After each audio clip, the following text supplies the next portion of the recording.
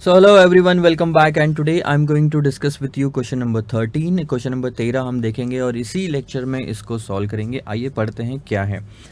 पूरे आने वाले चैप्टर में आपको सिर्फ मतलब 90% ऑफ द टाइम पे यही चीज़ पूछी जाएगी कि वर्किंग कैपिटल की रिक्वायरमेंट निकालो कि कंपनी को वर्किंग कैपिटल कितना रिक्वायर्ड है। ध्यान देंगे। XYZ company is a pipe manufacturing company, एक पाइप बनाती है ये company. Its production cycle indicate that materials are introduced in the beginning of the production cycle. Materials पूरा डाल दिया जाता है, वेजेस एंड ओवरहेड एक्रू होते हैं evenly through out the period of the cycle. अब आपको ये चीज़ समझनी चाहिए कि WIP में ये जो सिचुएशन है कि 100% रॉ मटेरियल और 50% वेजेस और ओवरहेड, ये हम पहले भी देख चुके हैं। Wages are paid in the next month following the month of accrual. जिस महीने के वेजेस होते हैं वो उसके अगले महीने की 1 तारीख को पेमेंट किया जाता है। अब बात क्या है सर कि आउटस्टैंडिंग कितना हो गया वेजेस 1 मंथ का। Work in progress include full units of raw material used in the beginning of the production process and 50% of the wages and overheads are supposed to be in conversion cost। तो यही वही बात हुई कि WIP कितना है हमारा 100% raw material, 50-50% अपना conversion cost. Details of production process and the components of working capital are as follows. Production of pipe 12 lakh pipes बनाए हैं। ड्यूरेशन जो है ये 1 महीने का है, duration of the production cycle, यानी कि बनने को कितना टाइम लगता है, एक पाइप को बनने को 1 महीना लगता है। रॉ मटेरियल की जो इन्वेंट्री है 1 महीने के कंजम्पशन जितनी हमारी इन्वेंट्री है, तो साल भर का कंजम्पशन निकालेंगे, डिवाइडेड बाय 12 करेंगे और 1 से मल्टीप्लाई करेंगे। फिनिश गुड्स की इन्वेंट्री है 2 महीने की, तो फिनिश गुड्स का जो है आपको अगर स्टॉक निकालना है फिनिश गुड्स की इन्वेंट्री, तो आप पता करो कि सर 2 महीने का जो अमाउंट रहेगा वो अपना फिनिश गुड्स में आएगा। सो WIP में क्या आता है सर, WIP में से बन के माल बाहर आता है, तो that is the cost of production, but वो 100% नहीं रहेगा। अब इस केस में, हमारे केस में, अगर कॉस्ट ऑफ प्रोडक्शन और फिनिश गुड्स के बीच में अगर कोई कॉस्ट नहीं है तो कॉस्ट ऑफ प्रोडक्शन ही फिनिश गुड्स के लिए यूज़ की जा सकती है। आगे, credit allowed by creditors is 1 month for the purchases, credit given to debtors 2 months. तो ये कैश कॉस्ट बेसिस पे हम लेंगे, ये परचेसेस पे लेते हैं। और अगर ओपनिंग और क्लोजिंग स्टॉक सेम आया तो परचेस और कंजम्पशन भी सेम होगा। Cost of the price of raw material is 60 रुपये, डायरेक्ट वेजेस 10 रुपये, ओवरहेड 20 रुपये, सेलिंग प्राइस 100 रुपये। You are required to calculate the amount of working capital required for the company. कितना आसान है देखो, ये क्वेश्चन आप होमवर्क ले सकते थे, बट हर क्वेश्चन होमवर्क देके भी मतलब नहीं है। क्वेश्चन नंबर 13,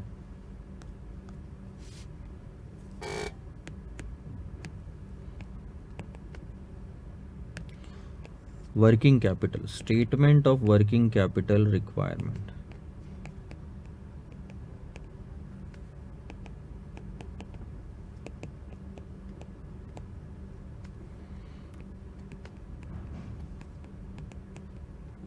करंट असेट्स में सबसे पहले आएगा इन्वेंट्री।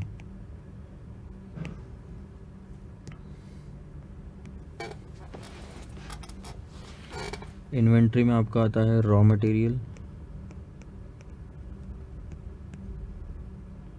WIP, finished goods. अब मैं जानबूझ के आपको इतना ज़्यादा समझा नहीं रहा हूँ क्योंकि ये फॉर्मेट हम बहुत बार देख चुके हैं। इसके बाद debtors, cash and bank. I think cash bank की कोई बात ही नहीं की इन लोगों ने।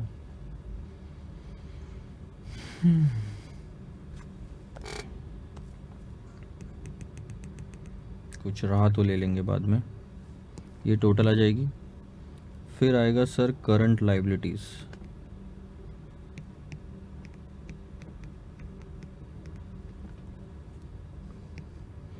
क्रेडिटर्स एंड आपका वेजेस आउटस्टैंडिंग, ओवरहेड आउटस्टैंडिंग।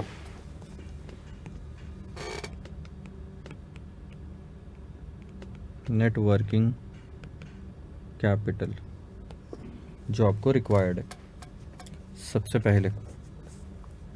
अब आप तकरीबन कॉस्ट शीट जैसा आप कुछ बना लो यहाँ पे। क्वेश्चन काफ़ी छोटा था ना,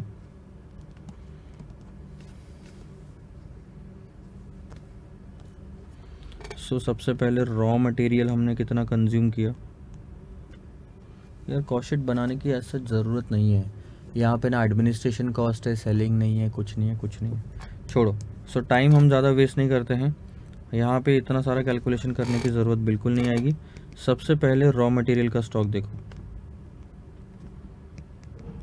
रॉ मटेरियल का स्टॉक क्या बोलता है कि आपने साल भर में जितना कंज्यूम किया उसमें से एक महीने का जितना कंजम्पशन होता है उतना हम स्टॉक में रखते हैं। तो सबसे पहले आपको निकालना पड़ेगा सर साल भर का कंजम्पशन कितना, 12 लाख इंटू 60 रुपये है आपका रॉ मटेरियल का कंजम्पशन, साल भर का प्रोडक्शन है। ये साल भर के प्रोडक्शन में अभी WIP work in progress opening में कुछ भी नहीं है। सो साल भर का production of pipe is 12 lakh units.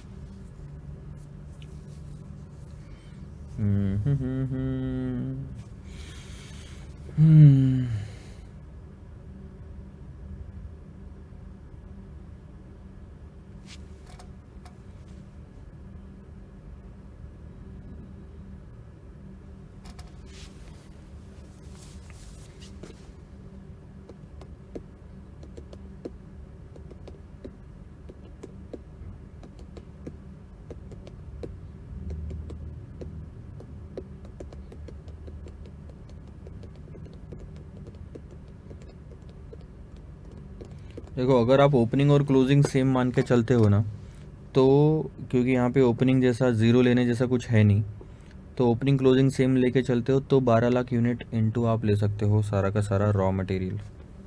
ठीक है, 1 मंथ का कंजम्पशन ही बोला है इसने।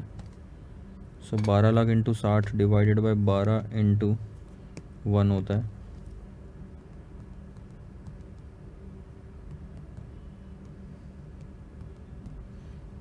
तो वो आता है 60 लाख का आपका रॉ मटेरियल का स्टॉक।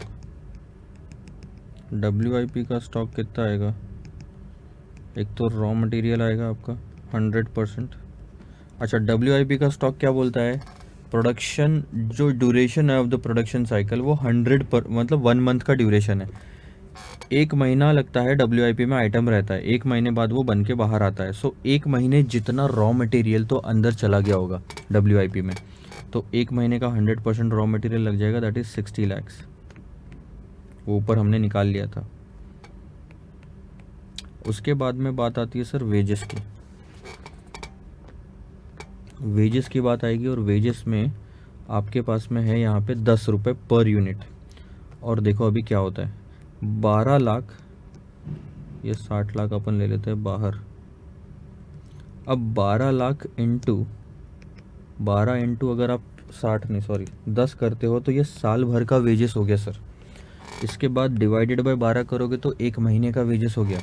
बट ये 50% ही आपको लेना है क्योंकि एक्रू इवनली हो रहा है। तो हमने पिछले एग्जांपल्स में भी लिया था वैसे ही हमको करना है। यहाँ पे आ जाएगा 50,000। फिर आती है बात ओवरहेड्स की, फिर 12 लाख इंटू 20 बाय 12 इंटू 50%, तो ये आएगा 1 लाख। सो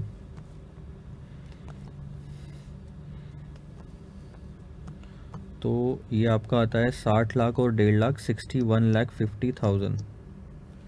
61,50,000 का आपका आ गया WIP का स्टॉक। तो यहाँ मैं ले लूँ 60 लैक्स का, 61,50,000 का। अब बात आती है सर फिनिश गुड्स की।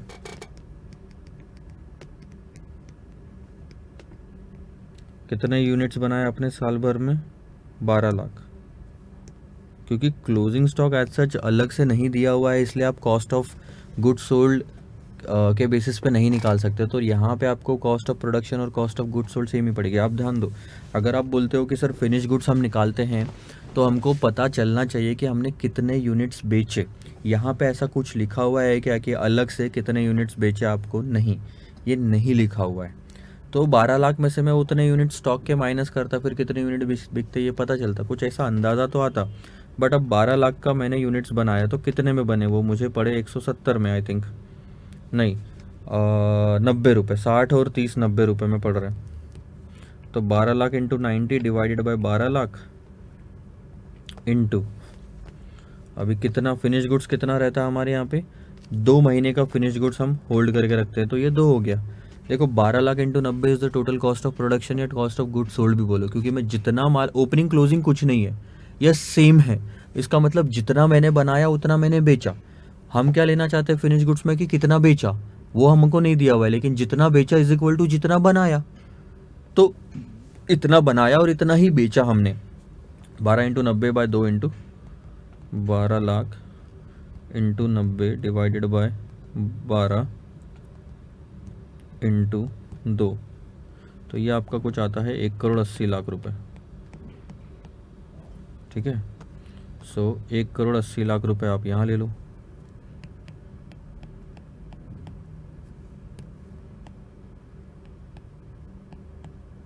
डेटर्स की बात करते हैं।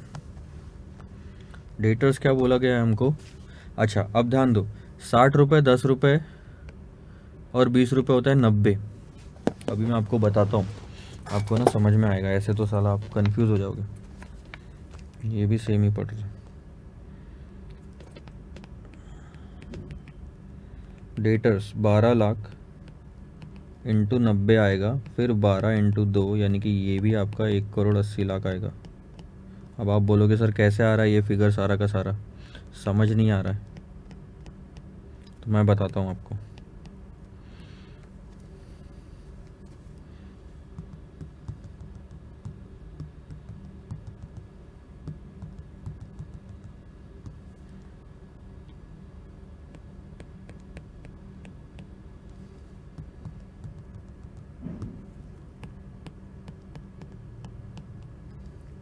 ठीक है, ध्यान दो। अभी जब ऐसा नहीं समझ में आए ना, प्योर अपना ट्रेडिशनल मेथड से चला करो। ठीक है, कॉस्ट शीट बनाते, कोई दिक्कत नहीं आएगी आपको। यहाँ पे रफ में बना रहा हूँ, फास्ट बना रहा हूँ। ठीक है, सो 12 लाख इंटू रॉ मटेरियल मेरा कितना आएगा 60, तो ये आता है सर 7,20,00,000। फिर आपका डायरेक्ट वेजेस, फिर ओवरहेड, ये भी वही हिसाब से कैलकुलेट होगा, तो ये आ गया 1,20,00,000 और ये आ गया सर 2,40,00,000। अब कितना होता है टोटल ले लो, 720 प्लस 120 प्लस 240, तो ये होता है सर 10,80,00,000।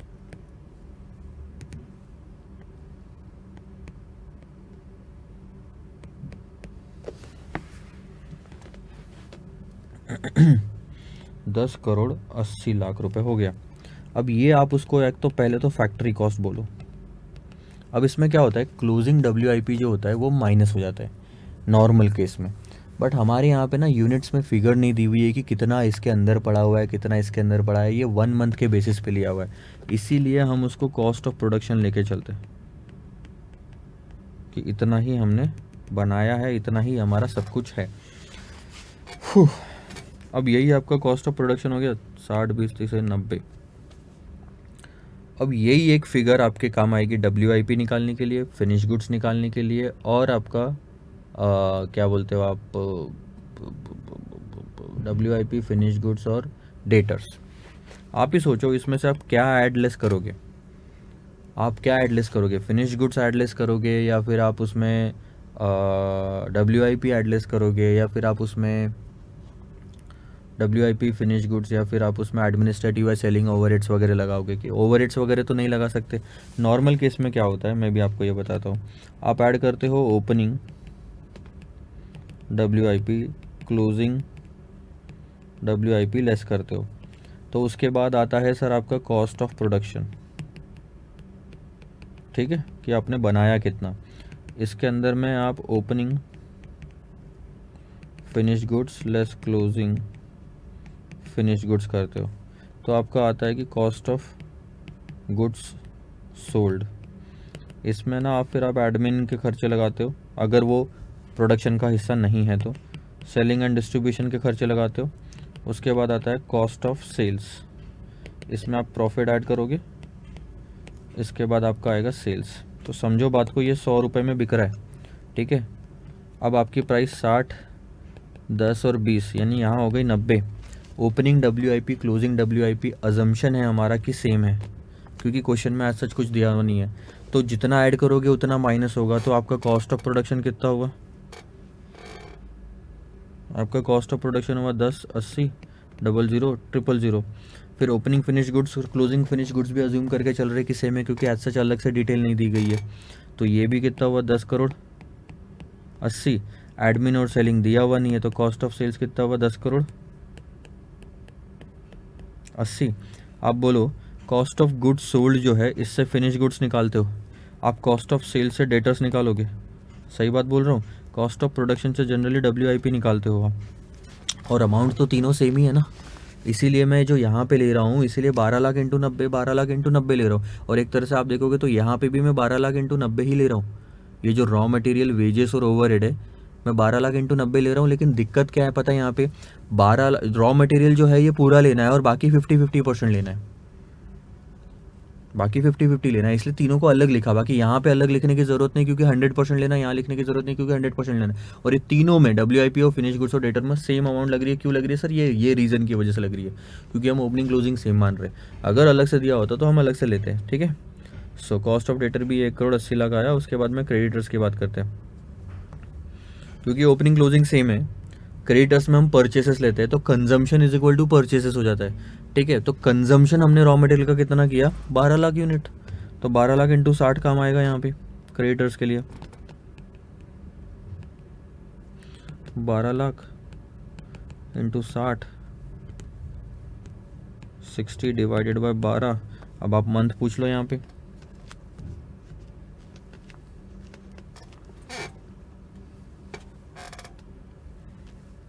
एक सेकंड। हाँ, अब आप यहाँ पे मंथ देख लो कि कितने महीने का क्रेडिटर्स के लिए अलाउ किया हुआ है। 1 महीने का, ख़त्म काम।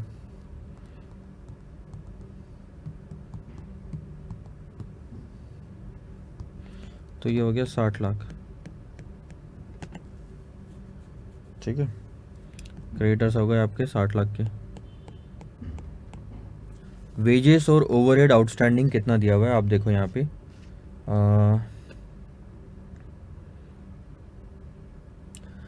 Wages are paid in the next month, मतलब 1 महीने का वेजेस आउटस्टैंडिंग है।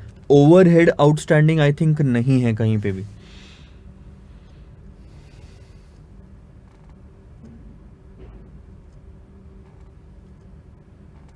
तो ओवरहेड आउटस्टैंडिंग हमारे इसमें आएगा ही नहीं, तो ये मैं मिटा देता हूँ। वेजेस आउटस्टैंडिंग कितना सर? 1 महीने का वेजेस आउटस्टैंडिंग है। आपने वेजेस कितना लिया? वेजेस है आपका 1 करोड़ 20 लाख का। 1 करोड़ 20 लाख का वेजेस है आपका। 12 lakh into 10 divided by 12 into 1, ये कितना आएगा? 1 करोड़ 20 लाख डिवाइडेड बाय 10 लाख आएगा, सॉरी। ये आपने ले लिया 10 लाख यहाँ पे। तो अब आप माइनस कर लो। 481,550 4 times 0 minus 60 lakh minus 10 lakh. तो ये आता है आपका 411,50,000। ख़त्म। Net working capital required. Note down कर लो ये आंसर एक बार, फिर आगे हम बढ़ते हैं। बहुत ही आसान सा क्वेश्चन था, मतलब आपको मैं होमवर्क दे देता तो वो बहुत अच्छा रहता था। चलो एक बार आंसर देख लेते हैं, इंस्टीट्यूट ने क्या कंसिडर किया है इन्हीं सारे क्वेश्चंस में, तो उनसे मैच करने की कोशिश करेंगे हम।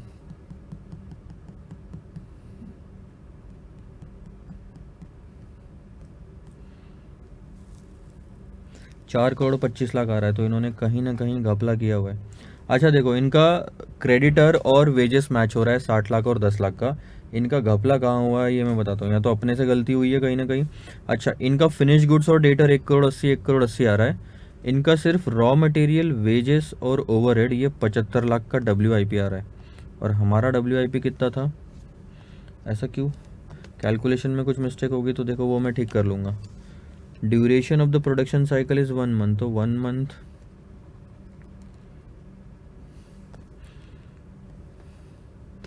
मेरे कैलकुलेशन में कहीं दिक्कत है तो वो ठीक कर लेते हैं। 12 लाख इंटू 60 इंटू 12, ये तो 60 लाख ठीक है। ये 50 10 50%, अच्छा 10 और 5 15। ओके ओके ओके, मेरे से गलती है, सॉरी, यहाँ पे मुझसे गलती हुई है।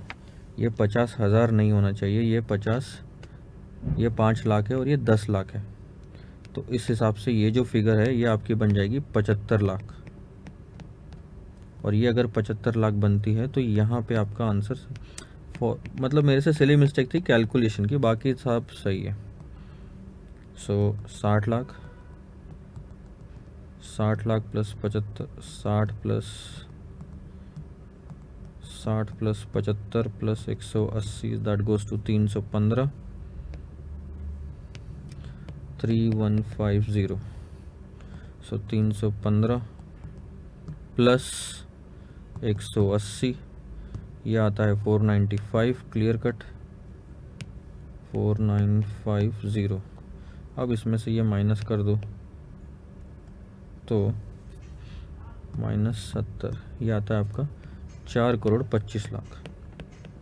प्रेटी इजी क्वेश्चन, सिर्फ एक सिली मिस्टेक मेरी तरफ से, माफ़ी चाहूँगा। लिख लो सर, 2 मिनट देता हूँ, 2 मिनट देता हूँ, आप उसको लिख लो, उसके बाद मैं वापस आता हूँ, ठीक है।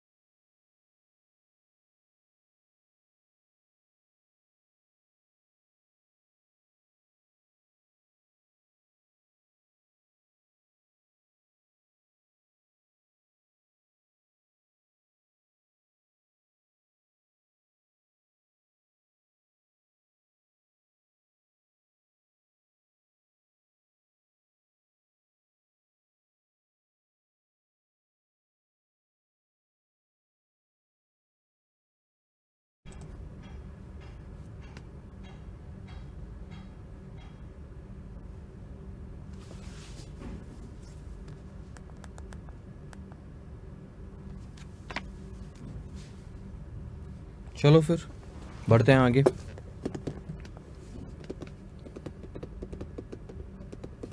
ध्यान देंगे।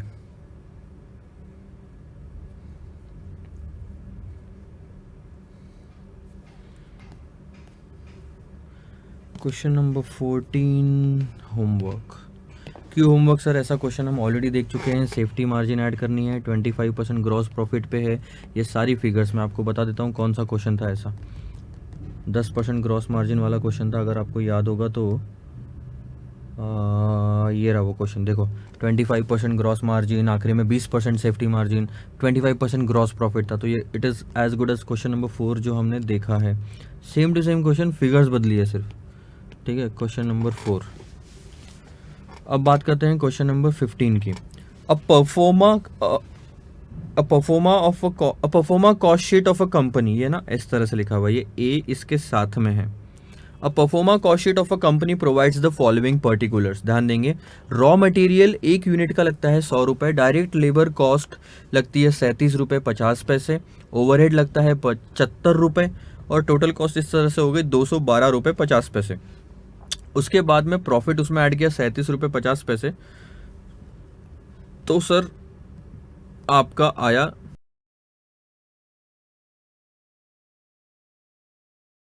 1 month.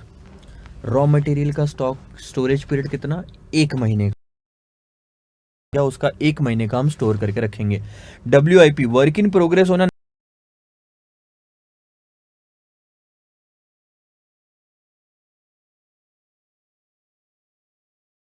Finished goods in stock on an average for 2 weeks, ठीक है। The credit allowed bye suppliers is 3 weeks, creditor से हमको 3 वीक का क्रेडिट मिला है। एंड द कंपनी अलाउ करती है 4 वीक का credit to the debtors. Lag in payment of wages is 1 week and lag in payment of overhead expenses is 2 weeks. सारा storage period, holding period, आपका lag in payment, सब outstanding liabilities सब दे दिया इन्होंने कि कितने कितने महीने का या हफ्ते का हम आउटस्टैंडिंग रखते हैं। The company sells 1/5 of the output against cash. ये बहुत ही ज़्यादा ध्यान देने की ज़रूरत है कि आप जितना भी माल बेचते हो उसका 20% हिस्सा, 1/5 यानी कि 20% हिस्सा आप कैश में देते हो।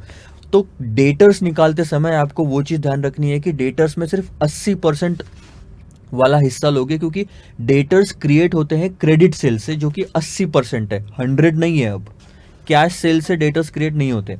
And maintains cash in hand at bank put together at 37,500। You are required to prepare a statement showing estimate of working capital needed to finance an activity level of 1,30,000 units of production. Assume that production is carried on evenly throughout the year and wages and overhead accrue similarly.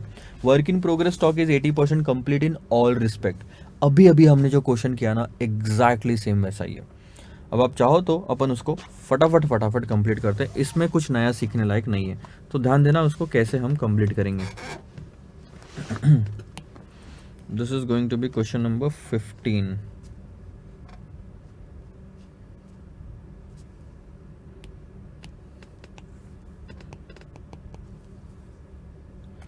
मैं rough में लिखूँ तो चलेगा क्या sir? आप करोगे क्या उसको? क्योंकि मैं ना आपका टाइम वेस्ट करना चाहता हूँ ना मेरा। फॉर्मेटिंग हमने बहुत बार कर ली। चलो कोई नहीं, यहाँ हम लिखते हैं स्टेटमेंट ऑफ वर्किंग कैपिटल। यहाँ हम लेते हैं करंट असेट्स, रॉ मटेरियल का स्टॉक, WIP का स्टॉक, फिनिश गुड्स का स्टॉक। अच्छा ये हो गई इन्वेंट्री। अगर इन्वेंट्री ले रहे हो आप तो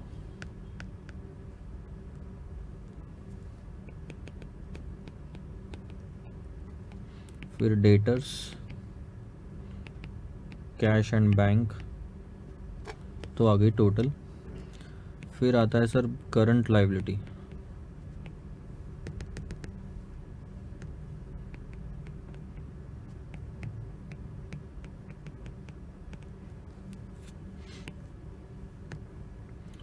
एक आता है इसमें creditors,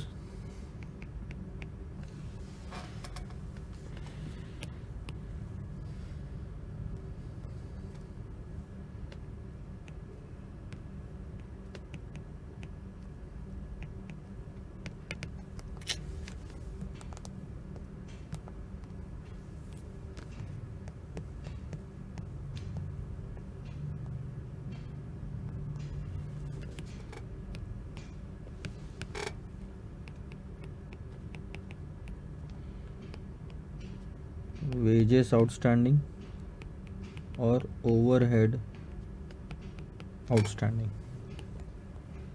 net working capital required,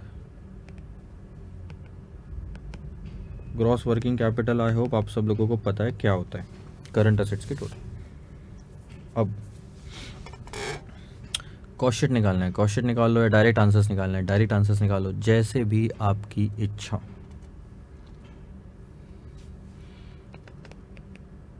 raw material का स्टॉक अगर आपको निकालना है तो साल भर का कंजम्पशन कितना है। कुछ कुछ अजम्पशंस जो रहेंगे वो इस तरह से रहेंगे कि सर ओपनिंग और क्लोजिंग सेम है, WIP का, रॉ मटेरियल का और फिनिश गुड्स का। तो अब इस केस में क्या होता है कि आपका परचेसेस और कंजम्पशन दोनों सेम होता है। तो अब आप परचेसेस लेना चाहो तो कंजम्पशन की फिगर ले सकते हो, कंजम्पशन लेना चाहो तो परचेसेस की फिगर ले सकते हो। 1,30,000 यूनिट का प्रोडक्शन इन्होंने बताया। सो 1,30,000 यूनिट्स अगर आप बनाओगे, ठीक है, ये 13 लाख होगा। तो एक यूनिट कितने में बिक रहा है आपका? यहाँ पे 37,500 का बैंक है ना, यहाँ पे देखो कैश एंड बैंक 37,500 और एक यूनिट आपका यहाँ पे बिक रहा है 100 रुपये का। तो 1,30,000 इंटू 100 करोगे, 12 करोगे और एक महीने का स्टॉक में रहता है, क्वेश्चन ने लिखा है। ये देखो the company keeps raw material in stock on an average for 1 month, ठीक है। तो 1,30,000 इंटू 100 डिवाइडेड बाय 12, तो ये आ गया 10,83,333। अजीब फिगर आ रही है।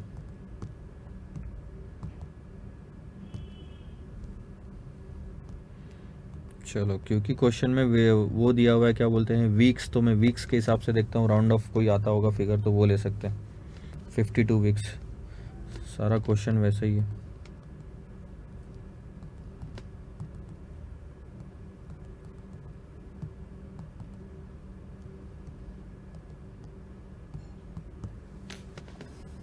ये आपका आएगा 10 लाख। तो आप उसको एक काम करो मेरे हिसाब से, क्योंकि बाकी सारा क्वेश्चन आपको वीक्स में दिया हुआ है, तो इसको आप ऐसे लो, 52 वीक्स और 4 वीक्स, 1 मंथ यानी 4 वीक्स ले लो। तो अब आपका जो आंसर यहाँ पे आएगा वो थोड़ा बदल जाएगा, that will B 10 lakh rupees, ठीक है। 1,30,000 इंटू 100 डिवाइडेड बाई 52 इंटू 4। अब बात करते हैं WIP की। WIP में 3 चीज़ें आती है, रॉ मटेरियल, डायरेक्ट वेजेस और ओवरहेड। सो 1,30,000 यूनिट आपने बनाया, लेकिन 100 रुपये प्लस 100 रुपये क्या पूरा ही लगना है ना यहाँ पे, तो 212.50 रुपये आपका इस केस में 100 भी लग रहा, ये भी लग रहा, ये भी लग रहा।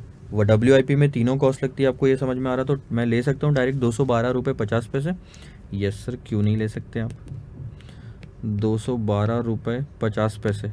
लेकिन क्या 100% लग गया क्या? अगर 100% लग गया होता तो वो WIP कहलाता ही नहीं सर, वो कहलाता कि भैया आपका अभी कुछ बाकी है।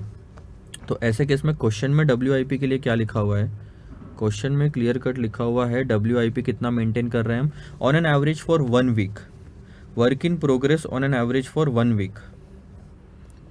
अभी ना इन्होंने गलती कुछ तो की है। हाँ, 2 जगह से आपको वर्क इन प्रोग्रेस लेना है। एक तो है आपका 1 वीक का टोटल, प्लस यहाँ पे क्वेश्चन में लिखा हुआ है वर्क इन प्रोग्रेस का स्टॉक जो है that is 80% complete in all respect. Raw material भी 80% कंप्लीट, WIP भी, सॉरी ओवरहेड भी और वेजेस भी। तो आपका ये जो 212 रुपये ये 100% नहीं लगेगा, ये 80% ही लगेगा। और 52 वीक्स से डिवाइड करके 1 वीक से आप मल्टीप्लाई कर दो तो आपको आंसर आ जाएगा।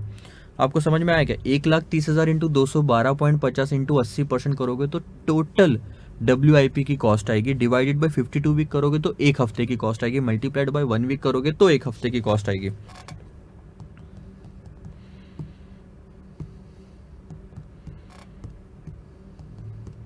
यह आता है 4,25,000, ठीक है। फिनिश गुड्स की बात करते हैं अब। फिनिश गुड्स में आपने 1,30,000 यूनिट्स बनाए।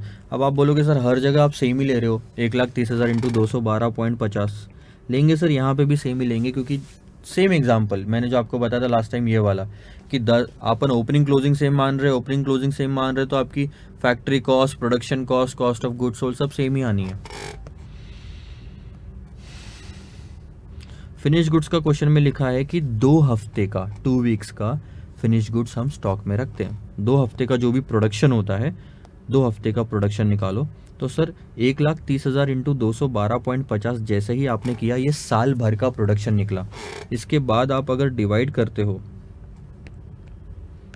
इसके बाद अगर आप डिवाइड करते हो 52 वीक से और मल्टीप्लाई करते हो 2 वीक से, 52 वीक से डिवाइड करके मल्टीप्लाई करते हो 2 वीक से, तो आपका आंसर क्या आएगा?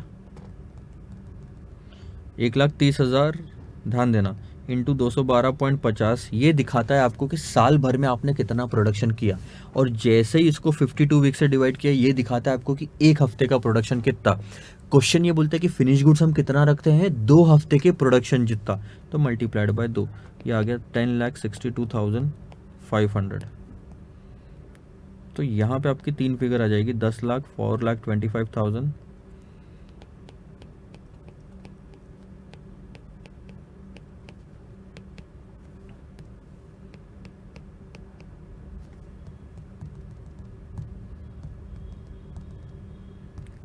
24,87,500। खैर डेटर्स भी वापस वैसे ही कैलकुलेट होने हैं आपके। 1,30,000 यूनिट है, 212.50 की आपकी कैश कॉस्ट है। सेल्स पे नहीं लेना, कैश कॉस्ट पे लो, बहुत ही सही रहेगा, अनलेस एंड अदरवाइज क्वेश्चन बोलता है अभी। हाँ, अब यहाँ पे आता है डेटर्स। आप देख रहे हो कि 1,30,000 सारा का सारा माल क्या आपने क्रेडिट में बेचा जो सारा डेटर में जाएगा? नहीं सर, 1/5 आइटम आपने कैश में बेचा है, यानी 20% कैश में बेचा है, तो 80% आपने क्रेडिट में बेचा है। और वो आप कितना रखते हो डेटर्स जो है? 4 weeks credit to its debtors. ठीक है, तो मैं यहाँ पे एक चेंज करूँगा, समझो बात को। अब सारा माल नहीं बेच रहे, 1,30,000 का 1/5 आप कैश में, या तो 80% लिखो या तो 4/5 लिखो, बेच रहे हो, मल्टीप्लाइड बाय एक की प्राइस कितनी? कॉस्ट कॉस्ट कॉस्ट 200.50, तो डिवाइड बाय 52 इंटू 4 वीक्स। 4 आप क्रेडिट देते हो, तो ध्यान देना क्या आंसर आता है इसका, कि 1,30,000 को जैसे ही आपने 4 से मल्टीप्लाई करके 5 से डिवाइड किया तो आता है 1,04,000। ये वो फिगर है जो आपने क्रेडिट में बेची, मल्टीप्लाइड बाय 212.50, ये वो अमाउंट है जो आपने साल भर में क्रेडिट में बेची, डिवाइडेड बाय 52, यानी ये वो अमाउंट है जो एक हफ्ते में क्रेडिट में बेची कॉस्ट। और आप 4 हफ्ते जितना रखते हो, तो 4 हफ्तों से मल्टीप्लाई करोगे तो क्या आ रहा है? 17 लाख। अब करो टोटल, ये आता है 42,25,000। अब बात करते हैं सर क्रेडिटर की, क्योंकि ओपनिंग और क्लोजिंग सेम है, तो क्रेडिटर्स के लिए लगने वाले purchases is nothing but the consumption of raw material, और आपने जो कंज्यूम किया वो है 1,30,000 यूनिट इंटू 100 रुपये डिवाइडेड बाय 52। क्रेडिटर्स को देख लो कितना अमाउंट दिया हुआ है, कितने हफ्ते का क्रेडिट दिया हुआ है क्रेडिटर्स को। अगर आप देखोगे तो 3 वीक का क्रेडिट दिया है, 3 weeks of credit to the creditors, suppliers को 3 वीक का क्रेडिट दिया हुआ है।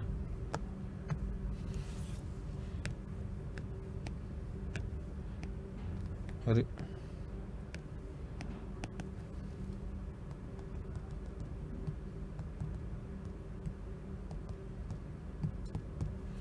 ये हो गया 7.5 लाख। ध्यान दो मैं क्या बता रहा हूँ, 1,30,000 इंटू 100, ये वो अमाउंट है जो साल भर में खरीदा और कंज्यूम किया। साल भर में इतना खरीदा और हमको क्या चाहिए क्रेडिटर के लिए? खरीदा सर, साल भर में हमने इतना खरीदा, डिवाइडेड बाय 52, तो एक हफ्ते में कितना खरीदा, मल्टीप्लाइड बाय 3 हफ्ते का मेरा क्रेडिटर्स में जमा रहता है, जो कि अमाउंट आता है 7.5 लाख रुपए, 7,50,000। उसके बाद दो चीजें और लास्ट, ठीक है, lag in payment of wages, wages में कितना लैग है? 1 वीक का, ओवरहेड में कितना लैग है? 2 वीक्स का। ठीक है सर, वो भी ले लेंगे हम, ज़्यादा बड़ी बात नहीं है।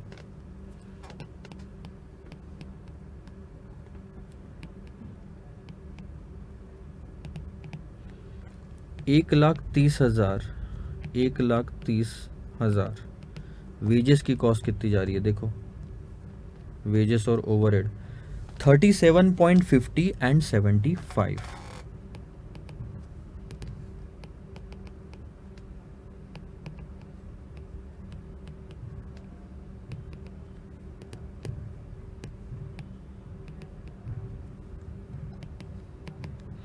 वेजेस 1 महीने का पेंडिंग रहता है, ओवरहेड 2 महीने का।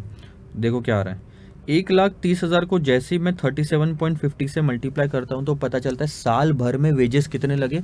48,75,000। डिवाइड किया 52 से तो एक हफ्ते में वेजेस कितने लगे, और उतना ही हमको बैलेंस दिखाना है कि हमने पेमेंट करना बाकी है। 1,30,000 को जैसे ही 75 से मल्टीप्लाई किया तो आपको पता चलता है कि साल भर के ओवरहेड्स कितने हैं। डिवाइड किया सर 52 से तो पता चलता है एक हफ्ते के ओवरहेड कितने हैं, और आउटस्टैंडिंग 2 हफ्ते के रहते हैं तो 2 हफ्तों से मल्टीप्लाई किया, 375, 93,750। एक बार चेक कर लेना तो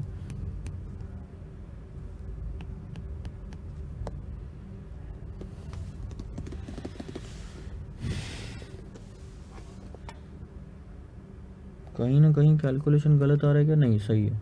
93,750 इंटू 4 टाइम्स हो जाएगा। नहीं है, ठीक है।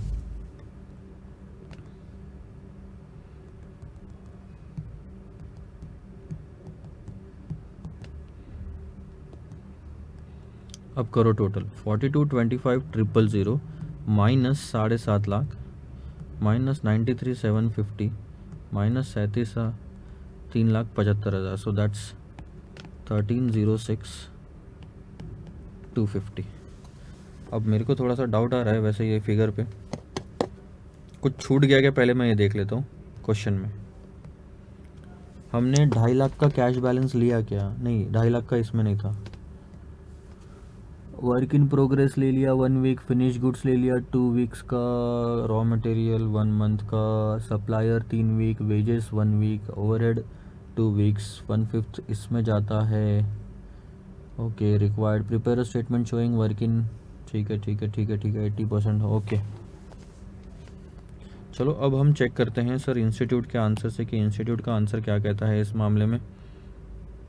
इंस्टीट्यूट का आंसर भी सेम चीज़ है, 30,06,250, और हमारा क्या आंसर आया sir? 30,06,250। So the entire answer is right. एक बार क्रॉस वेरीफाई कर लिया तो जो कैलकुलेशन मिस्टेक्स होती है, अच्छा कैलकुलेशन मिस्टेक्स भी क्यों होती है मैं बताता हूँ आपको। कई बार क्या होता है कि जब लाइव क्लास होती है तो लाइव क्लास में तुरंत बच्चे बता देते हैं, बट रिकॉर्डिंग में ऐसा कोई बच्चा बताता नहीं है, तो वो रिकॉर्ड हो जाता है अगर मैं क्रॉस चेक ना करूँ तो, और रिकॉर्ड अगर हो गया तो वो आप तक पहुँच जाता है और आप तक ये गलत कैलकुलेशन आ जाएगा। क्या होगा, ज़्यादा से ज़्यादा मैं यहाँ पे गलत कैलकुलेशन करूँगा कुछ एक दो, तो यहीं के यहीं ठीक हो जाएगा अगर क्रॉस चेक कर लूँ तो। आपको भी क्लैरिटी आ जाएगी, फिर आप भी डाउट्स रेज नहीं करोगे कि ये क्या किया, कौन सा सही है कौन सा गलत है। ये था सर क्वेश्चन नंबर 15। अभी ऐसा है सारा एफएम ऐसे चलता रहेगा। वर्किंग कैपिटल इतना हार्ड नहीं है जितना समझा जाता है, बट क्वेश्चंस थोड़े से ऐसे, अभी कॉन्सेप्ट्स आपको समझने लग गए ना, आपको अब ऐसा लग रहा होगा अभी बार बार वही चीज़ कर रहा है। अब आगे भी वही चीज़ है, 16 से लेके 25 अराउंड तक क्वेश्चन है, 2-3 अलग अलग तरह के क्वेश्चन है, बाकी सारे आपके होमवर्क ही जाने वाले हैं। क्वेश्चन नंबर 16 जो है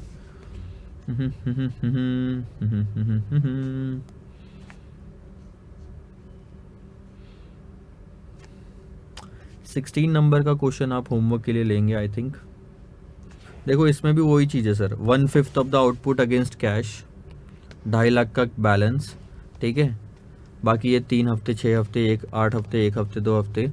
जो WIP है आपका, ये WIP 2 वीक का रहेगा, लेकिन 80% रॉ मटेरियल, 2 वीक का रॉ मटेरियल निकालो उससे, उसको 80% से मल्टीप्लाई करो, लेबर ओवरहेड 2 वीक का निकालो उसको 60% से मल्टीप्लाई करो, और ये आपका आ गया WIP का स्टॉक। और तो बाकी कुछ भी नहीं है। हाँ, फैक्ट्री ओवरहेड है, ये आपका cost per unit includes depreciation of 18 per unit at the budgeted level of activity आ रहा है, तो ये आप 18 पर यूनिट निकाल देना। तो आपको करना क्या है मैं आपको बताता हूँ, 117 लो, 49 लो, और यहाँ आप 80 लो, उसके हिसाब से टोटल कॉस्ट आपकी बदलेगी, और यही जो टोटल कॉस्ट आएगी वो आगे लगनी है बहुत सारी चीज़ों पे। 117 प्लस 49 प्लस 80, तो ये 80, तो ये तकरीबन जो अब आ रही है ना टोटल कॉस्ट, ये आ रही है 246 आपको प्रोडक्शन में भी मदद करेगा, फिनिश गुड्स में भी मदद करेगा, आपको डेटर्स में भी मदद करेगा। एक बार लगे तो मैं आपको इसका आंसर समझा देता हूँ, होगा अपने पास में, आपको देखना तो पड़ेगा ही वैसे ही, तो ध्यान दो। ये देखो, आपको अगर दिख रहा होगा तो 78,000 इंटू 246 है, जबकि अपना यहाँ पे 264 निकाला हुआ है। 264 लेना मत गलती से भी, क्योंकि नॉन कैश आइटम हम नहीं लेते। क्वेश्चन में क्लियर कट दिखा है कि डेप्रिसिएशन 18 रुपये का इंक्लूडेड है। हमने एक क्वेश्चन देखा था जहाँ पे एक्सक्लूडेड था इसलिए छोड़ दिया, यहाँ इंक्लूडेड है इसलिए हटाओ, इंक्लूड किया है ना हटाओ, 98 में से 18 हटाओ, 80 रुपीज़ से फैक्ट्री ओवरहेड के कैलकुलेशन करने हैं। आउटस्टैंडिंग हो, WIP हो, या फिर फिनिश गुड्स और डेटर्स हो, सब 80 रुपीज़ के हिसाब से जाएगा। सो 246 आना चाहिए। उसके अलावा और कुछ भी नया नहीं है इस क्वेश्चन में, जो हमने पहले देखा वही था।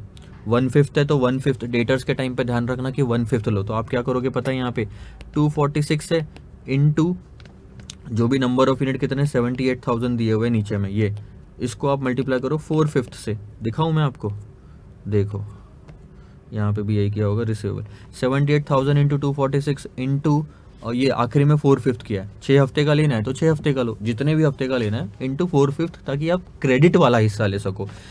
डेटर्स क्रिएट होते हैं क्रेडिट से, कैश से नहीं। बस बाकी सब सेम है सर। आओ अगला वाला क्वेश्चन मैं आपको कराऊंगा। अगला वाला क्वेश्चन काफ़ी अच्छा है, so this will we will mark as homework 17th। 2 minute में मैं वापस आता हूँ, इसको लेते हैं।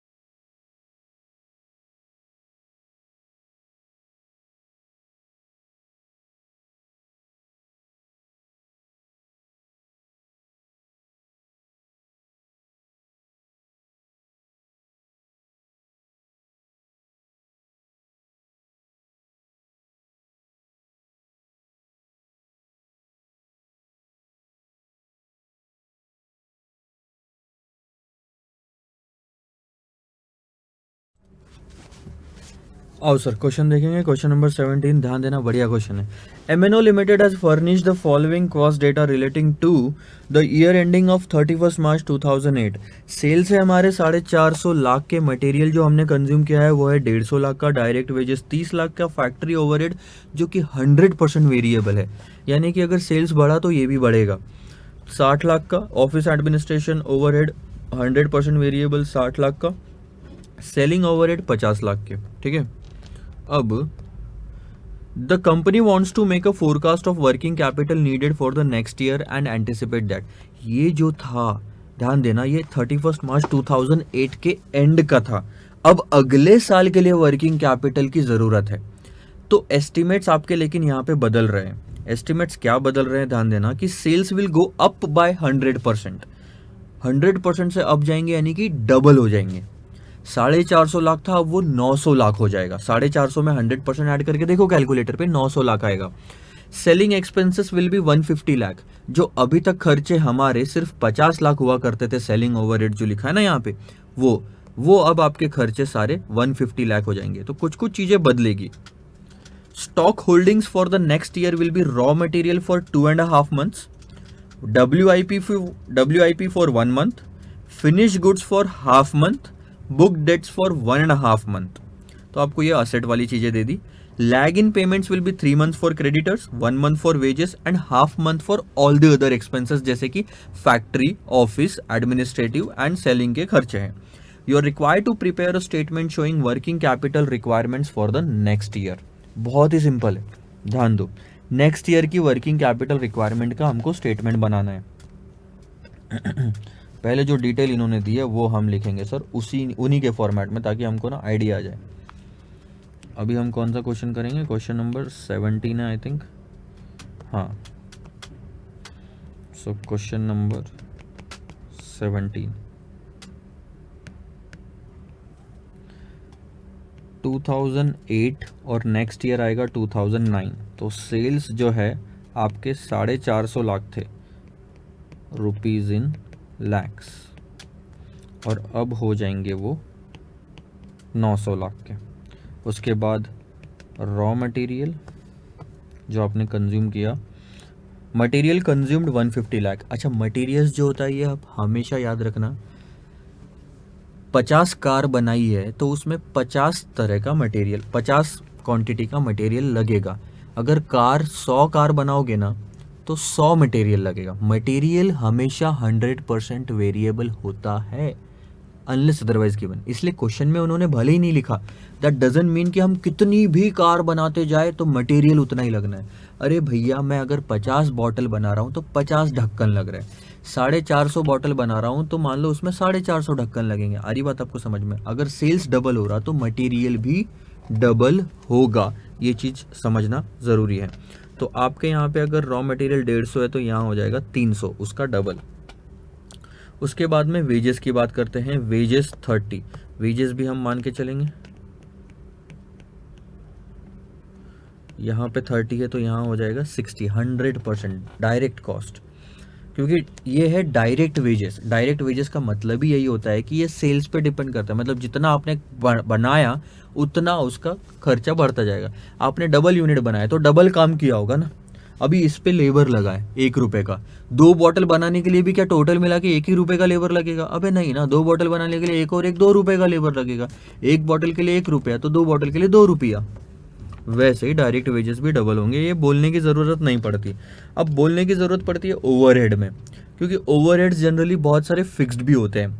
जैसे कि रेंट हो गया जगह का, अब आप उसी जगह पे 450 का लाख का आपने साल भर में सेल किया, अगले साल उसी जगह पे 900 का सेल किया, रेंट तो उतना ही रहेगा। बट यहाँ पे क्वेश्चन ने बोला 100% वेरिएबल है, तो हम इसको बदलेंगे। तो 100% वेरिएबल होने की वजह से ये क्या है आपका फैक्ट्री ओवरहेड। हाँ,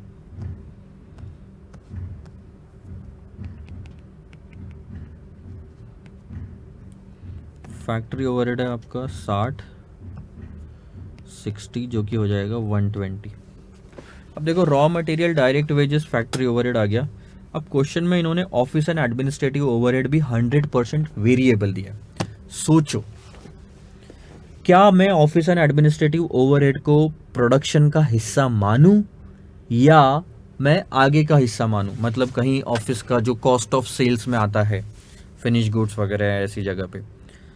अब आप उसको आगे का हिस्सा इसलिए नहीं मान सकते क्योंकि ये डायरेक्ट प्रोडक्शन से रिलेटेड है, 100% वेरिएबल दिया है। इसका मतलब अगर सेल्स बढ़ रहा है तो ये भी बढ़ेगा। आप सोचो, आपकी अगर कहीं सैलरी है, आप जॉब करते हो, 50,000 रुपये महीना मिलता है, उस कंपनी का सेल्स डबल हो जाएगा तो क्या आपकी सैलरी भी डबल हो जाएगी? नहीं, क्योंकि सेल्स से रिलेटेड डायरेक्ट नहीं है, रिलेशन नहीं है आपके इसका। तो आपकी जो सैलरी है वो कॉस्ट ऑफ सेल्स कैलकुलेट करते समय काम आएगी, प्रोडक्शन की कॉस्ट में काम नहीं आती। लेकिन ये जो उन्होंने बोला एडमिनिस्ट्रेटिव ओवरहेड, ये 100% वेरिएबल है, डायरेक्ट प्रोडक्शन से, सेल से इसका लेना देना है, इसीलिए हम इसको प्रोडक्शन कॉस्ट में इंक्लूड करेंगे, ऑफिस एंड एडमिनिस्ट्रेटिव ओवरहेड। लेकिन वर्क इन प्रोग्रेस की कॉस्ट में इंक्लूड नहीं होता। ये वर्क इन प्रोग्रेस में तो सिर्फ 3 चीज़ें आती है, मटेरियल, डायरेक्ट वेजेस और फैक्ट्री ओवरहेड। सो ये एक चीज़ आप थोड़ा सा समझो।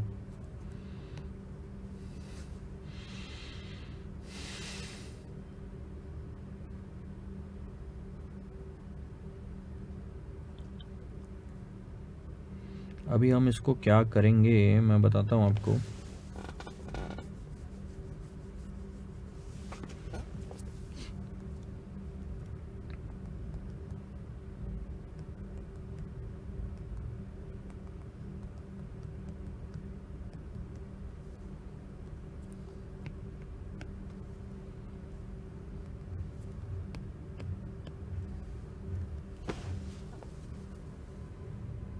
एक सेकंड ना, होल्ड करो।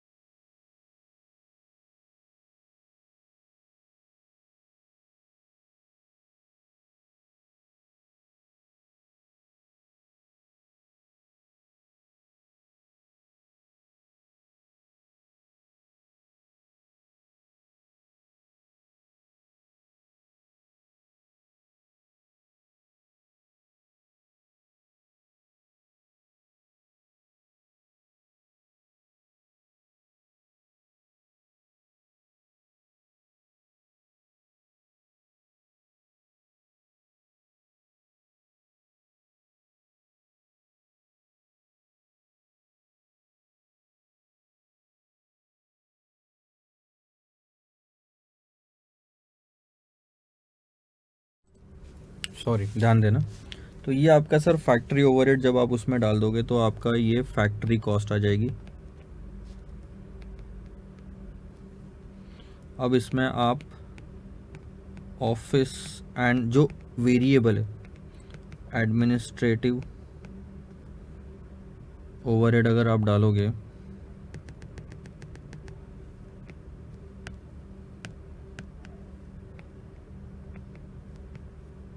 कितना है क्वेश्चन में दिया हुआ आपको 60।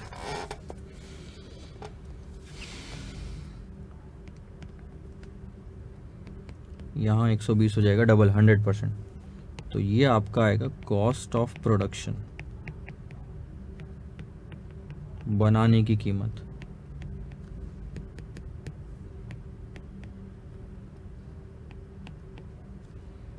अब इतना तो आपने बना लिया, ठीक है। आगे देखो क्वेश्चन में क्या लिखा हुआ है। मान के चलेंगे ओपनिंग स्टॉक 0 था। यहाँ क्लोजिंग और ओपनिंग सेम नहीं मान सकते जो अभी तक हम मानते आ रहे थे। क्यों? इस क्वेश्चन में 2 अलग अलग ईयर्स ऑलरेडी दिए हुए, तो इस साल का क्लोजिंग अगले साल का ओपनिंग बनेगा।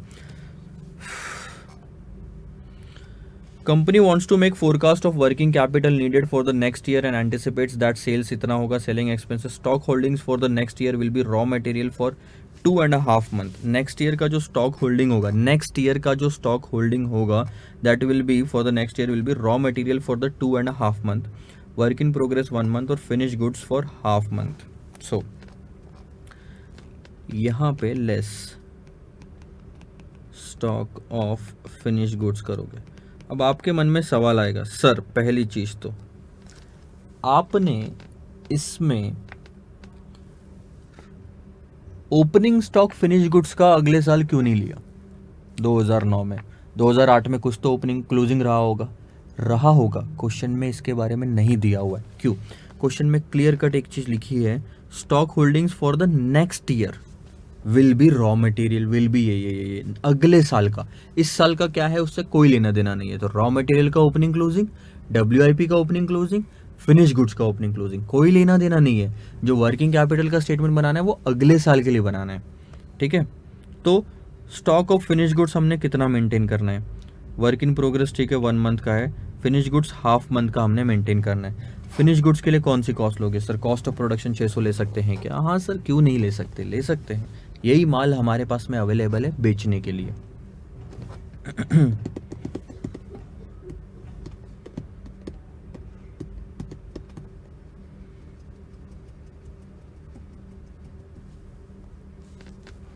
तो मैं ऐसा करूं 600 बाय 12 इंटू 0.5। सो अगर आप ऐसा करोगे तो ये आता है 25, यानी कि 300 और 525 आपका हो गया cost of goods sold. Sir क्या कुछ भी फिनिश स्टॉक नहीं बचा होगा पहले साल में? सर बचा होगा, आप उसकी चिंता मत करो। ओपनिंग भी उतना, क्लोजिंग भी उतना, उस साल के लिए मान के चलो। तो अल्टीमेटली 300 का 300 ही आना है आपका, फिर कोई बढ़ेगा नहीं, ठीक है। अब इसमें क्या ऐड होएगा?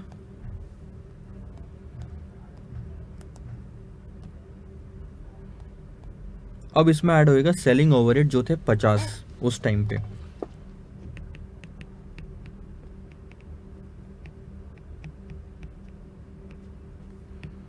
लेकिन 150 है अगले साल, ये क्वेश्चन में लिखा हुआ है। ये आ गया आपका कॉस्ट ऑफ सेल्स। तो ये हो गया सर 350, 675, ये समझ लो। अब आ जाएगा प्रॉफिट। प्रॉफिट क्या आएगा? जो ऊपर में सेल्स किया ना 450 का, उसमें 350 माइनस किया तो कितना आएगा? 100। ऊपर में सेल किया 900 का, उसमें से 675 माइनस कर दो सर, 225। ये आपका प्रॉफिट है, ठीक है। यहाँ तक तो आपने लिख लिया। अब बात करते हैं जिसकी हमको ज़रूरत है वो। अब वो आंसर कहीं गलत होता है तो बताओ आप मेरे को। स्टेटमेंट ऑफ वर्किंग कैपिटल अगले साल के लिए।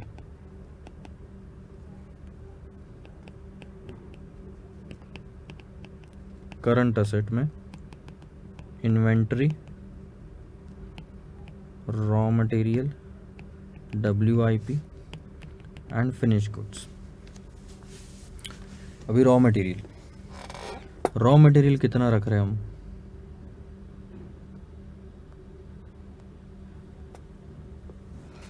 रॉ मटेरियल के लिए 2 और आधे महीने, 2.5 मंथ का रॉ मटेरियल कंज्यूम कितना किया सर? 300 लाख का कंज्यूम किया, अगले साल वाली फिगर, ठीक है। 300 लाख डिवाइडेड बाय 12 इंटू 2.5 मैं यहीं पे कैलकुलेशन कर सकता हूँ।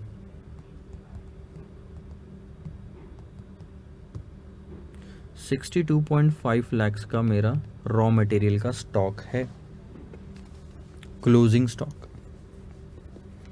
WIP, क्वेश्चन ने क्या बोला? Work in progress for 1 month. जो भी WIP रहेगा वो 1 मंथ का जितना अमाउंट रहेगा वो वर्क इन प्रोग्रेस में रहेगा, ठीक है। अब आप सोचो वर्क इन प्रोग्रेस में कितनी अमाउंट आनी है। क्या क्या आएगा वर्क इन प्रोग्रेस में? मटेरियल कंजम्पशन आएगा, वर्क इन प्रोग्रेस में मटेरियल कंजम्पशन आएगा, डायरेक्ट वेजेस आएगा, फैक्ट्री ओवरहेड आएगा, इतना आइटम आएगा। Office and administrative overhead that is not a work in progress, that is a cost of production but not a work in progress. Work in progress के लिए अगर more specific आप जाओ तो factory cost लगती है sir. सो 150 30 60 होता है आपका 63 90 और 150 240।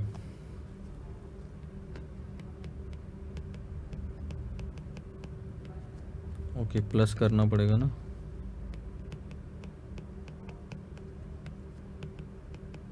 कितने महीने का बोल रहे हैं ये? 1 मंथ।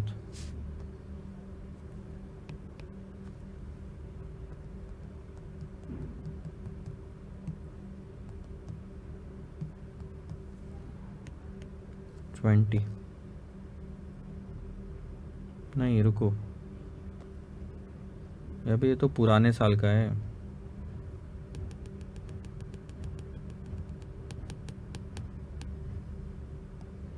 यहीं देख लो ना, आपका जो रॉ मटेरियल, डायरेक्ट वेजेस और फैक्ट्री ओवरहेड आ रहा है वो 360 और 120 यानी कि 480 का आ रहा है। आप यहाँ पे 480 ले लो, divided by 12 into 1 month.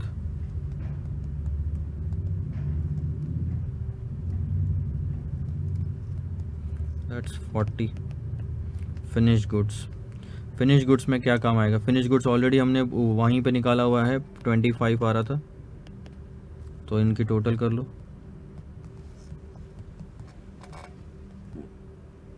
62.5 plus 40 plus 25, so that's 127.50। सोचो, दिमाग लगाओ। इन्वेंट्री के बाद आएगा सर डेटर्स कौन से बेसिस पे लेते हैं? डेटर्स लेंगे कॉस्ट ऑफ सेल्स बेसिस पे, जो कि है 675, जितना हमने माल बेचा। अब क्वेश्चन क्या बोल रहा है आपका? Stock, raw material, debtor, book debts for 1.5 month. तो 675 का माल आपने बेचा,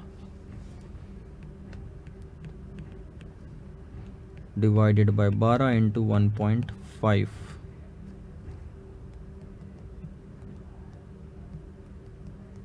सो दैट्स 84.375।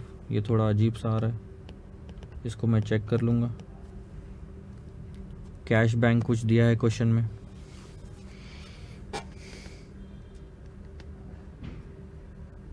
कैश बैंक वगैरह कुछ भी नहीं है, तो हम उसको छोड़ के चलते हैं फिलहाल।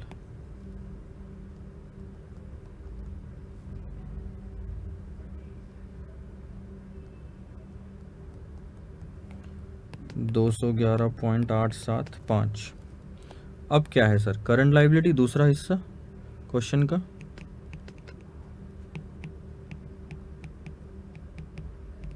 सबसे पहले उसके अंदर आता है क्रेडिटर्स, यानी कितना माल खरीदा उस पर डिपेंड करता है। पिछले साल का अगर ओपनिंग क्लोजिंग में सेम मान रहा हूँ रॉ मटेरियल का, तो इस साल में मेरा कंजम्पशन ही परचेसेस बनता है। सो मेरा रॉ मटेरियल का कंजम्पशन है सर 300 का, डिवाइडेड बाय 12 करूँगा, 1 महीने का आया। और यहाँ पे जो उन्होंने क्रेडिटर्स के लिए दिया है वो है 3 महीने का लैग है, तो 3 महीने जितना अमाउंट ले लेंगे। 75। उसके बाद उन्होंने बोला कि वेजेस हाफ मंथ के रहेंगे, जो भी साल भर का होगा उसका हाफ। तो वेजेस जो था वो था 60 का। वेजेस कितने के? 60, 12 और हाफ मंथ, तो ये आएगा 2.5।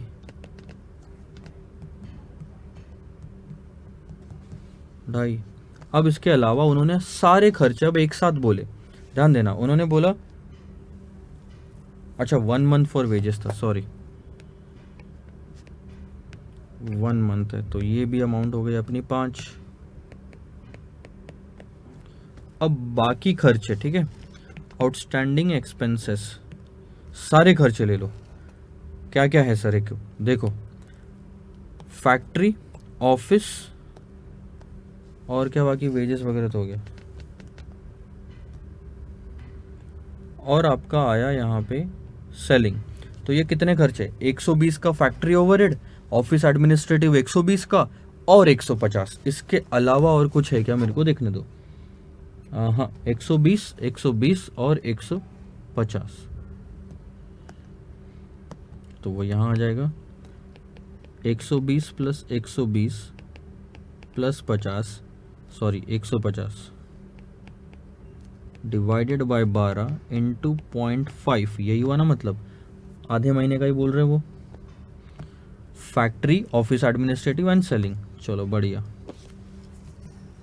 120 divided by 120 plus 120 plus 150 divided by 12, ये एक महीने का आया, मल्टीप्लाइड बाय 0.5, तो ये आ गया सर 16.25 करो टोटल। आई डोंट थिंक अब कुछ और बचा हुआ है। सो 211.875 माइनस 75, हाँ एक चीज रहेगी, क्रेडिटर्स बदलेंगे सर,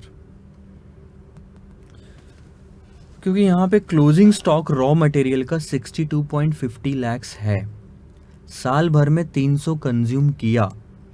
पिछले साल का ओपनिंग क्लोजिंग जीरो, मतलब हम मान के चलते कुछ भी नहीं है या सेम है, वही अपना ओपनिंग जीरो। अभी अपन अब ओपनिंग क्लोजिंग सेम मानोगे, यानी जीरो मानो, एक तरह से कुछ नहीं दिया तो जीरो मान के चलो, क्योंकि जीरो से कोई इम्पैक्ट नहीं पड़ता। तो ओपनिंग इस साल का भी जीरो आ जाएगा और क्लोजिंग 62.5 है। तो ध्यान देना, इस साल के क्रेडिटर्स के लिए क्या है? क्रेडिटर्स के लिए हमको लगता है सर परचेसेस। अब हम क्या लेते हैं सर? कंजम्पशन लेते हैं, is equal to opening plus purchases minus closing. Raw material का क्या हुआ? पिछले साल का क्लोजिंग हमने जीरो दिखाया, ओपनिंग क्लोजिंग दोनों पिछले साल का। तो जो पिछले साल का क्लोजिंग है वो जीरो, इस साल का ओपनिंग बन गया जीरो।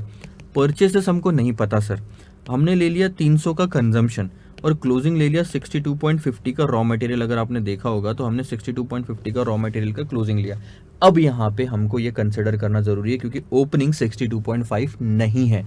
अगर ओपनिंग 62.5 होती तो परचेसेस इज इक्वल टू 300 हो जाता, लेकिन अब परचेसेस इज इक्वल टू 362.50 होंगे, यह 62.50 इधर जाएगा। सो एक चेंज है जो आपको यहाँ पे करना है, 300 प्लस 62.50 मल्टीप्लाइड बाय 3, तो ये फिगर थोड़ी और बदलेगी।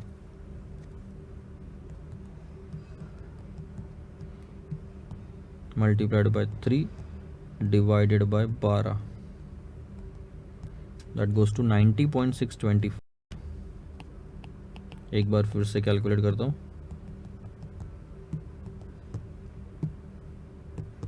90.625, ठीक है। बाकी तो देखते हैं अभी क्या आता है। 211.875 90.625, अबे प्लस क्यों कर रहा हूँ? 211.875 minus 90.625 minus 5 minus 16.25, so that goes to exact 100 आ रहा है। I think this is something different. Exact 100 कैसे आएगा? नहीं,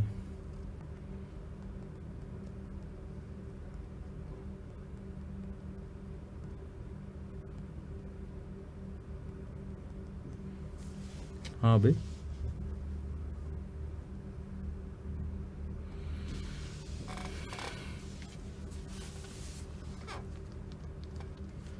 ये एग्जैक्ट 100 आ रहा है, कुछ अलग ही लग रहा है।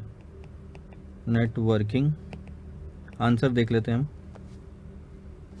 आई थिंक और कुछ बचा नहीं है, पहले तो देख लो। सब चीज़ें ले ली, 100% सेल, 150 लैक्स का एक्सपेंस ले लिया, फिर ये भी ले लिया, फिर आई थिंक और कुछ बचा नहीं है। Let's come over to the, कौन सा क्वेश्चन चल रहा था हमारा? क्वेश्चन नंबर 17 ना, 16, 17, 98.75 आ रहा है इनका। मेरे को एक बार देखने दो कहाँ हम गलत हो रहे हैं। हम कहीं ऊपर में ही गलत हुए हैं कैलकुलेशन में। डेटर्स 90.62 आ रहा है इनका, और हमारा जो डेटर्स था 84 आ रहा है, क्योंकि हमने 675 लिया। इन्होंने क्या लिया? अच्छा, हमारे कहीं उसी कैलकुलेशन में तो गड़बड़ नहीं है।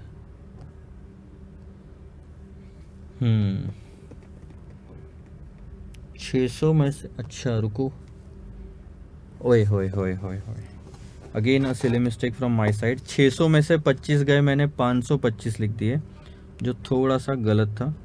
दिस शुड हैव बीन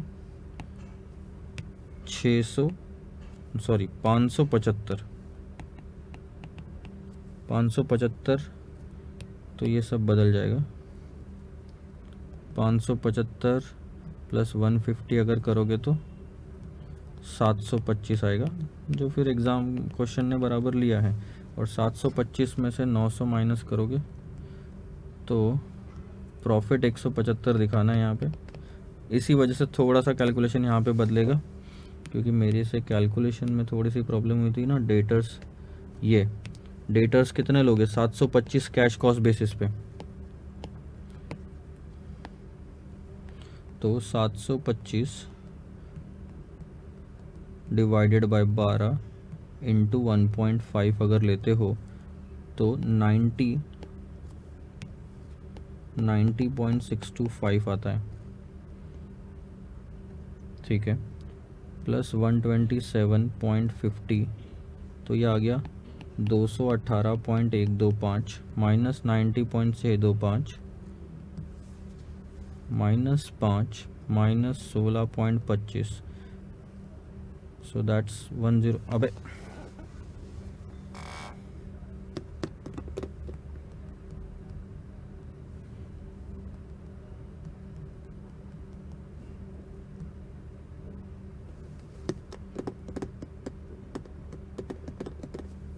सही है ना?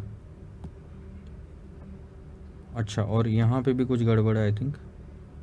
हमने यहाँ पे 4 चीज़ें कैसे आ रही है? Raw material W I P में इन्होंने 25 और 7.5 लिया है, हमने 40 लिया है इन्होंने। अच्छा, labour and overhead they have taken it for like half only. Question में आई डोंट थिंक सो कि कहीं आपको हाफ दिया हुआ है, अगर होगा तो फिर अपन चेंज कर लेंगे।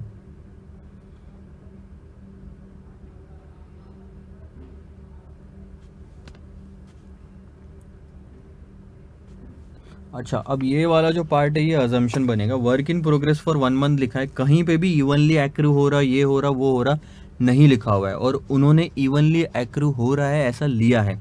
एक तरह से लॉजिक बैठता है, क्योंकि अगर 100% ले लोगे तो दैट मीन्स 100% ले लोगे तो दैट मीन्स वो फिनिश गुड्स बन जाता है। आई थिंक वहाँ पे नोट देना चाहिए। ये देखो, अजम्पशंस में उन्होंने 2-3 चीज़ें ली है, ये अजम्पशंस हम पढ़ेंगे, मैं आपको समझाऊंगा कि एग्जैक्टली क्या है, ठीक है। एक सेकंड बस होल्ड करना।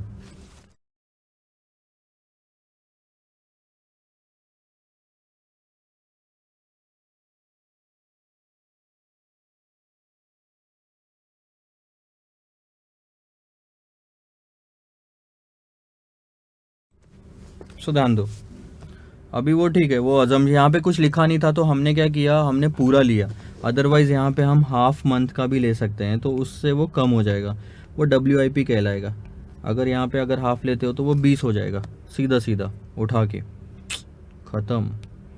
तो ये अगर आप 20 कर दोगे तो आई थिंक मैच करेगा। अब नहीं, वो कितना आ रहा है WIP का आपका? 32.5 कैसे आ रहा है? ओह, मटेरियल पूरा लेना है, फिर तो अलग ही कैलकुलेशन बन जाएगा यार इसका, तो पूरा एक साथ ले ही नहीं सकते। देखो सही है, जित अभी तक हम लोग, इन्होंने वही चीज़ की है जो हमने अभी तक करते आए हैं, बट हम क्वेश्चन में लिखा हुआ था इसलिए करते आए। इस क्वेश्चन में ऐसा कुछ भी लिखा हुआ नहीं था, तो व्हाट दे डिड इज, उन्होंने किया वैसे ही और बाद में अजम्पशन दिया। मैं आपको बस वैसे ही कन्वर्ट करके दिखा देता हूँ। अदरवाइज ऑल्सो अगर आप नहीं भी करते हैं तो भी आपका आंसर गलत नहीं है, क्योंकि वो क्वेश्चन में डायरेक्टली मेंशन नहीं है। सो आप यहाँ पे क्या करोगे, आपको यहाँ पे 2-3 चीज़ें जो करनी है, ये वर्किंग नोट 1 ले लो। WIP का जो अगर आप निकालोगे, इसको पहले अपन ख़त्म करते हैं। WIP का स्टॉक निकालोगे तो रॉ मटेरियल पहले आप ले लोगे पूरे महीने का, तो 300 डिवाइडेड बाय 12 इंटू 1 मंथ का अगर आप करोगे तो ये तकरीबन आएगा आपको 25। ठीक है। अब जो बचा आपका वेजेस, ये आधे महीने का लोगे, ओवरहेड भी आधे महीने का लोगे, तो वेजेस और ओवरहेड कितना लगा, वेजेस 60 लगा, ओवरहेड 120 लगा है। सो 60/12 इंटू 0.5, 120 बाय 12 इंटू 0.5। सो ध्यान दो, 5 इंटू 0.5 2.5 और ये हो गया 5। सो इस तरह से ये होता है 32.5। ये आपने यहाँ लिख लिया, यही चीज़ आप यहाँ लेके आ जाओ 32.5। तो अब ये टोटल भी बदल जाएगी। क्यों किया समझ में आया? आधे आधे महीने का हम लेते हैं, अदरवाइज वो वर्क इन प्रोग्रेस नहीं कहलाएगा। ठीक है, तो ये मेरे साइड से गलती मान के चलो, गलती भी नहीं बोल सकते, डायरेक्टली क्वेश्चन में लिखा हुआ नहीं है तो हमने वैसे ही कंसिडर किया उसको। 120, ठीक है, 120 प्लस 90.625, सो दैट्स 210.625। अजम्पशंस पढ़ेंगे इसके बाद हम।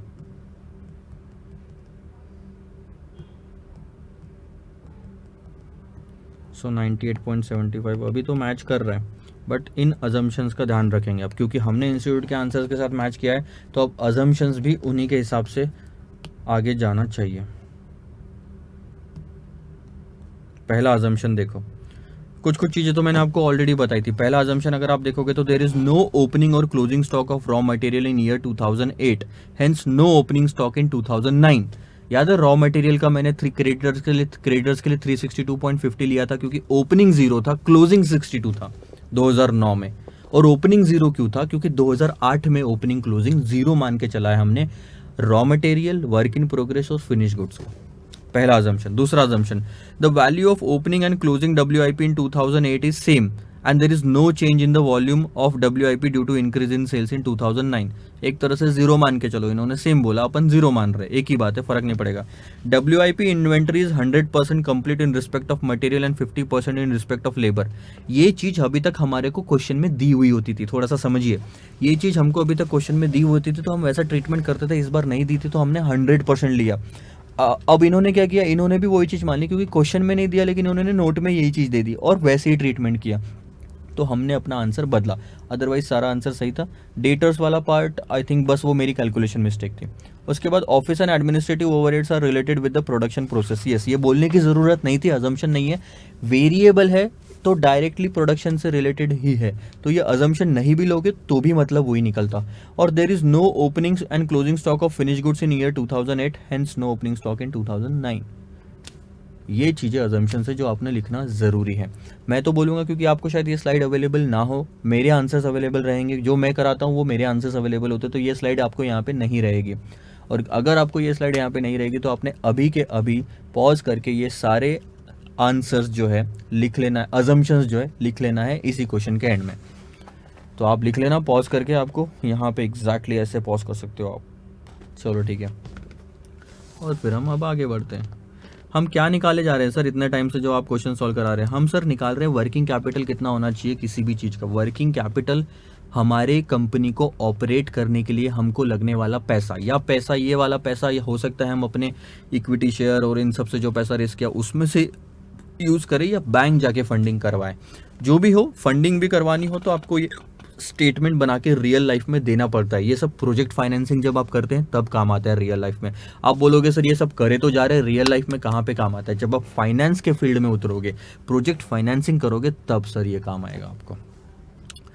और इसमें क्या होता है पता है, जब भी आप प्रोजेक्ट फाइनेंसिंग में किसी को लोन दिलवा के देते हो तो आप अगर 100 करोड़ का प्रोजेक्ट है सीधा उस पर 1% चार्ज करते हो, 1 करोड़ रुपए अंदर, अगर आपने उसको 100 करोड़ का लोन दिलवा दिया तो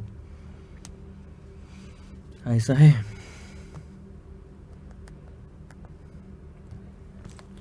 आगे बढ़े सर।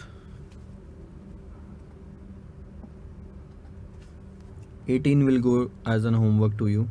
सेम वही, रॉ मटेरियल, लेबर, ओवरहेड, ये टोटल कॉस्ट 85 की, प्रॉफिट ऐड किया, ये आ गया, ठीक है। रॉ मटेरियल 4 वीक के लिए ले रहा। वर्क इन प्रोग्रेस देखो, कंप्लीशन स्टेज 50% दिया है, on an average half month, तो 50% in all respect. Raw material भी ले लेना यहाँ पे 50% में, अभी तक 100 लेते आ रहे थे। फिनिश गुड्स आपको दिया है 1 मंथ का, credit allowed by supplier, debtor, average time in wages 1.5 month, 4 weeks का overhead, cash and bank, all sales are on credit basis only, और ये 96,000 यूनिट्स आपको दिए हुए। वही तो सारी चीज़ है, क्या नया है इसमें, same same same same. Question number 18 will go to homework. अब क्वेश्चन 19 ऑनवर्ड्स मैं आपको अगले लेक्चर में कराऊंगा। फिलहाल question number 19 is good. Question number 19 आपके लिए काफ़ी ज़्यादा सीखने के लिए हो सकता है, फिलहाल तो मैं नहीं बता सकता। फर्स्ट ईयर और सेकंड ईयर ऐसे ऑपरेशन, 2 साल के ऑपरेशन है इसमें, ठीक है। So will take this question in the next lecture and for now we will stop these questions. जल्दी हम वर्किंग कैपिटल का पहला यूनिट खत्म करेंगे, 1 से 2 lecture maximum. I think 1 lecture में काफ़ी कुछ हो जाएगा, नहीं तो भी 2 लेक्चर में वी विल एंड अप। सारे कॉन्सेप्ट आप एक बार का देख ही चुके हो, तो इस पर बस ब्रशअप करना ज़रूरी है, तो आगे के क्वेश्चन हम लेंगे। होमवर्क करना ना भूलें। Bye bye.